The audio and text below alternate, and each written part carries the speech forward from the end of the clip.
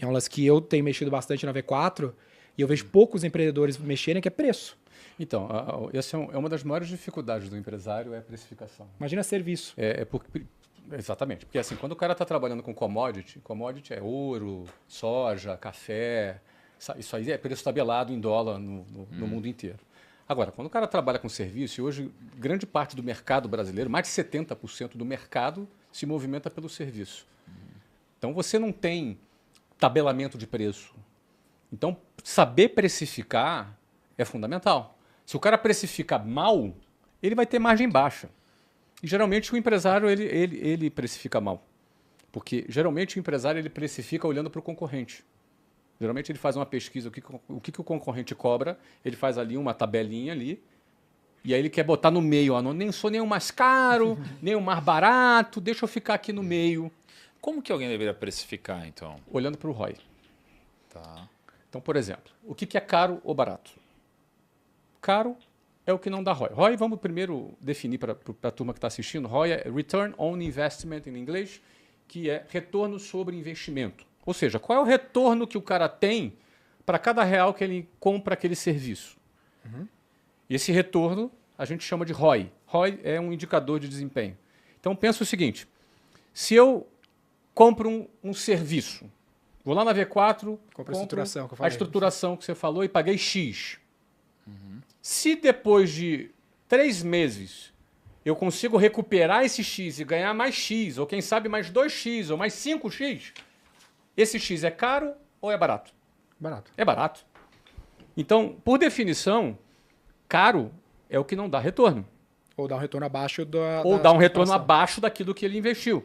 Ou abaixo das alternativas, né? Ou abaixo de outras alternativas. Mas Então, eu entendo que isso daí é um modelo de precificação para quando você vai oferecer talvez um retorno material, ou você vai falar com o empresário, faturar mais. Como que eu vou dizer, por exemplo, sei lá, que uma consulta, um dentista, sei lá, ele está caro ou barato? Como que eu vou precificar isso com base no ROI? Será que aqui não seria o caso de olhar para um concorrente? Como que eu faria isso daí? Então, no caso de... Porque aí é que está. Determinados serviços, se não tiverem nenhum diferencial, eles vão ser commodities também. Aí você não vai ter nenhuma alternativa a não ser comparar com o concorrente. Eu sempre busquei, quando eu vou criar um produto, a criar um posicionamento que não seja comparável. Ou seja, aí é que entra a diferenciação. Se você cria uma diferenciação de maneira tal que aquilo que você tem não pode ser comparado, você tem uma avenida livre de precificação. E aí você vai poder calcular qual é o retorno que esse cara vai ter sobre aquele serviço dele. Então, eu quero cobrar por retorno. Um exemplo que eu costumo dar sobre isso foi quando eu, pela primeira vez... posso falar aqui de um produto que eu vendo, né? Claro. Então, pela primeira vez eu fui atender um cliente que eu cobrei R$1 milhão por um almoço. Aí eu estava indo, ele saiu de São Paulo, foi até Orlando para almoçar comigo. Eu cobrei R$1 milhão. Na ida, eu fui de bicicleta. Peguei a bicicletinha, fui de bicicleta. E aí, na ida, eu pensando assim comigo. Falei, cara, acho que exagerei. O cara tá tão econômico que nem quis gastar combustível. Não, na bike. Exagerou ainda de bicicleta. Mas é que foi no clube do meu Não, e ele mandou um bicicletinha. Não, porque eu fui no clube do meu condomínio. Então o cara foi. Tá. Não é? O cara, o empresário, obviamente, um cara que paga R$1 milhão de um almoço, é um cara grande. Ele vai faturar esse ano mais de R$100 milhões, esse cara. Então, ou seja, não é nenhum cara que está passando alguma dificuldade. Sim. Não é? Mas na minha ida, eu pedalando, indo, eu pensei assim, cara, acho que exagerei. E me bateu um arrependimento, entendeu? Falei, Tipo, cobrou caro demais? Não, eu acho que exagerei por R$1 milhão. O cara me pagou R$1 milhão. Acho que eu exagerei. Porque eu acredito nessa coisa de precificar pelo ROI. Mas a gente pode errar a mão. Claro. Eu pensei na ida, falei, cara, acho que exagerei. O que você pensou? Você tinha que agregar quanto de valor para justificar R$1 milhão? Não, eu tinha que dar ROI para ele. Se ele tivesse retorno mais de R$1 milhão, já teria valido a pena para ele. 2 já valia. 2 já valia a pena. Mas o ponto é que é o seguinte, me bateu uma preocupação de que eu exagerei. Porque, cara, eu não estou na minha fase de vida, eu não estou aqui para tirar dinheiro de ninguém. Eu quero fazer alguma coisa que seja boa, que dê retorno, que o cara fique feliz. Sim. Você entendeu? Mas aí, imediatamente eu pensei assim, já sei o que eu vou fazer. Se ele não me convencer que está muito feliz, mas ele tem que me convencer muito que está muito feliz, eu vou pedir o Pix dele e vou botar 1 milhão na conta dele de volta. Sem ele me pedir. Eu só vou ver se eu consigo medir isso daí, entendeu? Bom, conclusão. Para resumir aqui, foram 2 horas de almoço, a gente comeu uma saladinha e um grelhado. Então, você pagou a conta? Eu paguei a conta, Bom, tá? Estava incluído no pacote. Já bateu. Mas pagou o couvert? Tava Tem gente que não incluído, paga tava o incluído couvert. no pacote. Tem mesmo. Não é? Tem mesmo. gente aqui Mas que o não ponto é o paga o seguinte, couvert. a primeira hora eu só ouvi o que o cara estava fazendo. Cara, aí, meu irmão, quando ele falou o que estava fazendo, quando tu tem muita experiência no negócio, já fez muitos negócios, você já sabe mais ou menos o parafuso, aonde apertar, onde tem problema. Eu identifiquei um problema de lançamento de receita do cara. O cara fazia a reconhecimento de receita dele de um jeito que eu identifiquei que nesta maneira que ele fazia, eu conseguiria gerar 9 milhões de reais em caixa de economia fiscal para esse cara. Só nessa parte. Só 9 milhões em caixa com ele fazendo tudo dentro da lei. Tudo certo. E 2, identifiquei um outro canal de vendas que ele pode atuar. 3, identifiquei uma formatação que ia reduzir o custo dele, etc, etc e tal. Bom, conclusão. No final, tu queria pedir mais dinheiro pra ele no final. No final, eu me despedi dele. Eu perguntei, cara, ficou feliz? Ele, pô, mas demais. Você tem certeza? Valeu a pena vir aqui? Cara, muito, muito. Você viria? Você recomendaria para alguém? Recomendaria. Você quer que eu te devolva o seu dinheiro? Não, de jeito nenhum. Tem certeza? Tenho. Beleza. Fui embora com a minha bicicletinha assim, pensando. Cobrei barato. Porque caro ou barato está relacionado ao ROI. Se eu tivesse cobrado dele 1 milhão mais 20% da economia, estaria barato ainda? Estaria barato. Estaria barato. Estaria barato. Agora, esse é o problema do empresário, Thiago. O empresário tem medo de precificar. Ele morre de medo de precificar. Então, De cobrar às vezes- caro, você quer dizer. É, de precificar. Caro assim, né? De aumentar o cobrar preço. um valor que valorize o trabalho dele. Porque, para mim, a margem de um negócio é a recompensa justa pelo risco e o trabalho que o empresário emprega. Sem dúvida. Pô, então, eu quero ser bem recompensado. Então, a margem tem que ser boa. Pô, tem gente que trabalha com margem muito pequena. Eu acho que até mesmo daquilo que você falou de dentista e serviço, é muito do que você vê de valor, né? Eu e minha esposa, quando a gente teve neném, a gente passava no médico lá, o seu médico também. Cara, quando a Bianca engravidou pela primeira vez, ela ficou tão insegura em todos os lugares que a gente foi, que eu já tava desesperado. Eu falei, a gente tá indo pro 3º mês, a gente não achou o médico para acompanhar o pré-natal, o que vai acontecer? Quando a gente fez a reunião com o Marcondes lá, passou um grau de tranquilidade para ela, que para mim, tipo assim, cara, isso para mim já, tipo assim, agregou tanto valor que falou assim, cara, eu nem quero saber o preço da consulta, eu vou pagar só pela tranquilidade de ter um bom acompanhamento. Já que o Flávio deu a permissão de usar termos em inglês, tem um termo em precificação que a galera chama de willingness to pay, que é disposição a pagar. Então, outra forma de enxergar a mesma coisa que o Flávio está falando é essa. Qual que é a disposição a pagar do seu cliente? Que é o primeiro elemento, a disposição para pagar e a sua disposição de servir, no meio do caminho você encontra margem. Então, se você o cara tem uma disposição de pagar dessa altura e você tem uma disposição de servir dessa altura, você tem margem. Agora, se a sua disposição de servir custa mais do que a disposição dele a pagar, você não tem margem. Então, você precisa aumentar a disposição de servir desse cliente. Então, tudo vai começar em quem é o cliente. Por exemplo, o dentista. Pô, se esse dentista está servindo o Flávio como cliente, o que é a disposição a pagar do Flávio? Sei lá quanto custa uma limpeza, sei lá, R$300, uma limpeza na média. Talvez se o cara cobrar R$10 mil do Flávio, a disposição de pagar dele, R$10 mil tem um custo para ele, né? Versus o que ele valoriza. Ele valoriza a conveniência, o cara vai na casa dele. Quanto esse dinheiro custa para esse target, para esse cliente? Então, tudo começa em quem é o seu cliente. Então, muitas vezes, uma das maiores dificuldades para o empreendedor é a gente querer vender para todo mundo. Aí isso faz com que você não consiga precificar, porque você vai fazer um preço para geral. Então, precificar para mim, para você, para o Flávio, para cada um aqui, já vai definir qual que é a disposição que essas pessoas têm de te pagar por isso. E aí se você entrar, por exemplo, você vai ser dentista para uma pessoa que ganha R$3 mil por mês, não importa o que você faça, ela nunca vai pagar, ou um curso de inglês. Vou vender um curso de inglês, da WhatsApp, uma pessoa ganha R$1.000 por mês, cara, talvez eu nunca consiga vender, porque ela não tem o dinheiro para pagar. Sim. Então já está errado na essência. Existe uma galera que pode pagar mais, pode pagar, sei lá, 10 mil por ano, o WhatsApp, 5 mil por ano. mais, acho que 12. 12 mil por ano. Então já começa que eu tenho que achar esse cara. Aí o que ele valoriza? Pô, ele valoriza a conveniência, garantia, tá com pessoas parecidas com eles, menos pessoas na sala. Então acho que vai por aí. Cara, olha só, a Posso gente... agregar um pouco? Desculpa, Negro, só para não sair aqui desse tópico, pode ser? Claro, cara.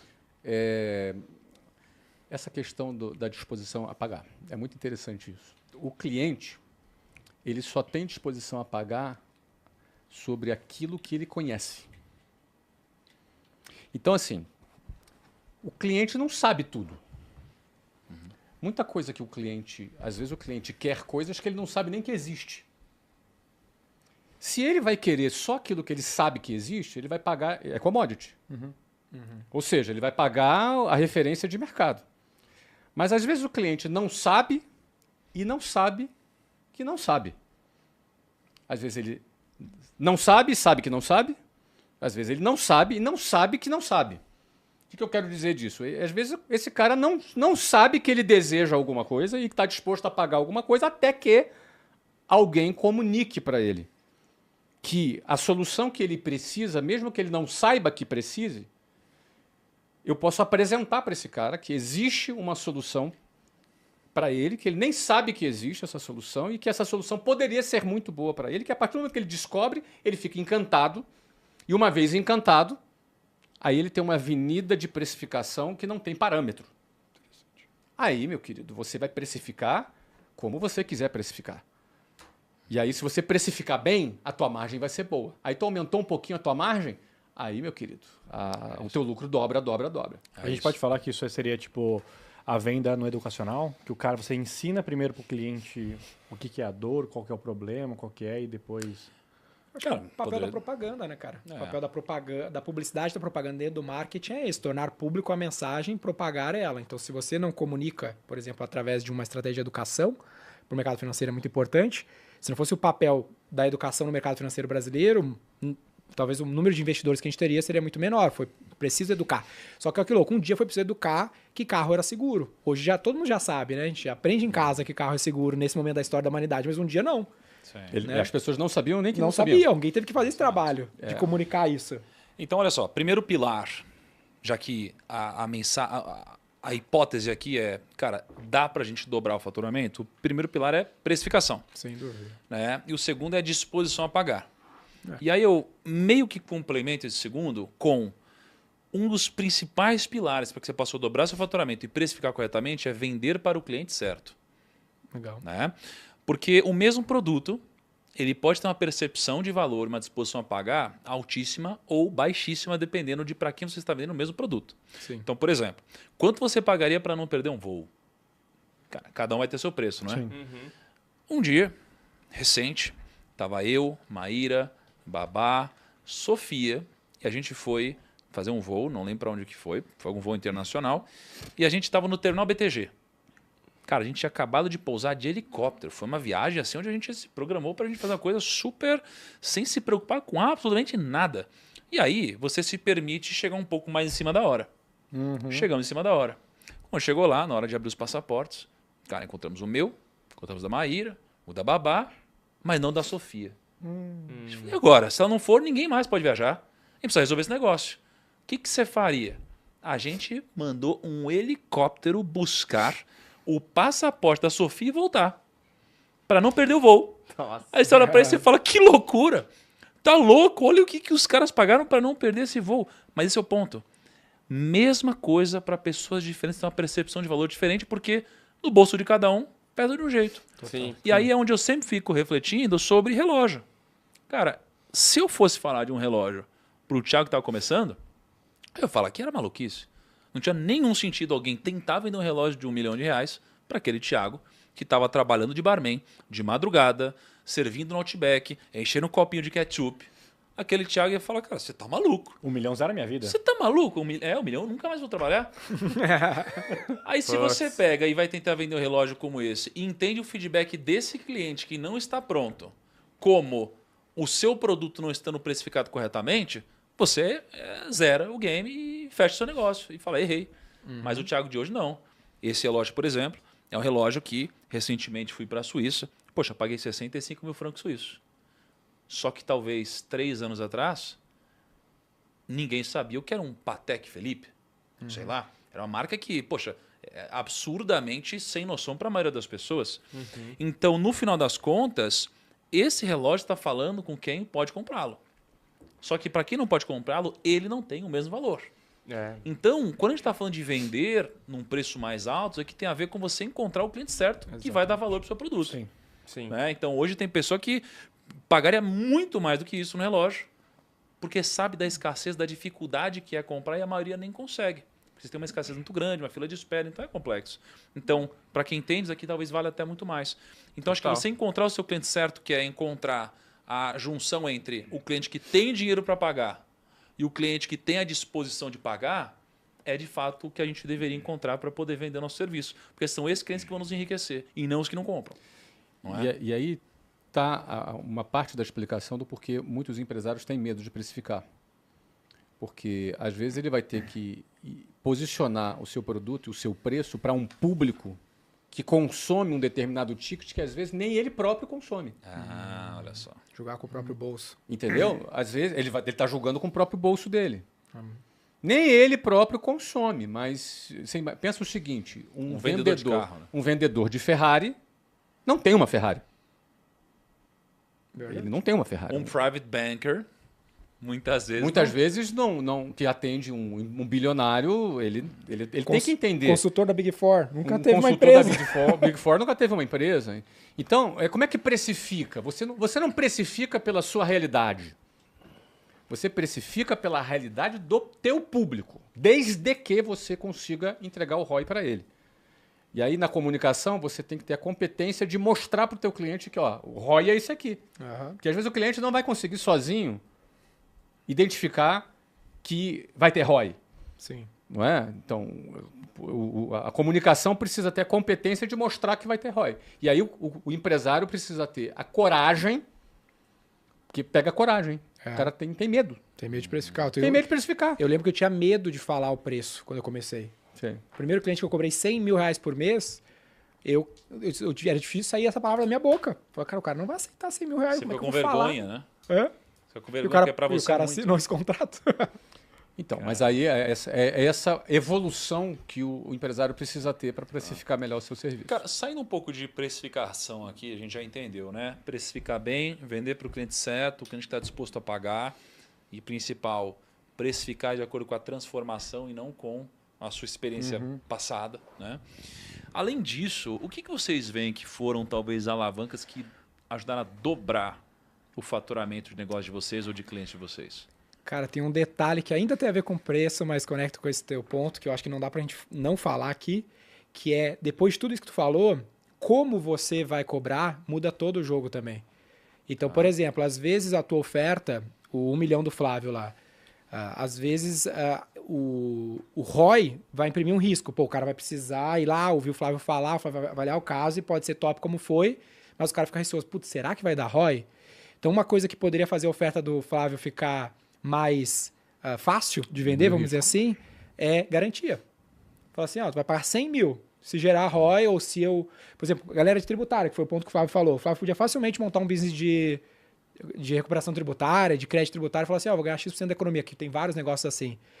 Então, isso faria reduzir o risco desse cliente. Então, isso é um lance que a gente trouxe muito para as nossas ofertas. Eu fiz uma oferta recentemente, foi uma provocação que tu trouxe num conselho sobre a gente cobrar mais. Mais sobre essa. Cara, por que a gente não cobra mais discutindo esse sobre o cliente? que a gente está discutindo aqui no conselho agora. Exatamente.